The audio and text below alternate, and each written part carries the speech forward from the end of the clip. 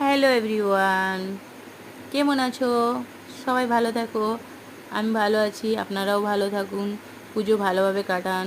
আমি পুজো শপিং করতে বেরিয়েছি, আপনাদের তো শপিং হয়ে গেছে আশা করি।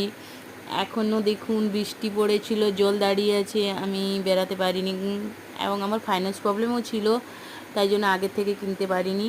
আমি বেশি কিছু কিনবো না, বাচ্চাদের কিছু অল্প কাপড় কিনবো, আমার শাড়ি কিনবো, মায়ের একটা শাড়ি কিনবো, বাস। বোনের একটা কাপড় কেনার জন্য টাকা দিয়েছে।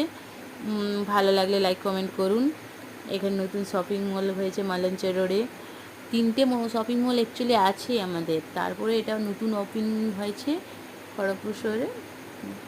নতুন ওপেনিং হয়েছে তো তাই জন্য ওখানে দেখছি, ভালো লাগলে নেবো বাচ্চাদের জন্য ড্রেস।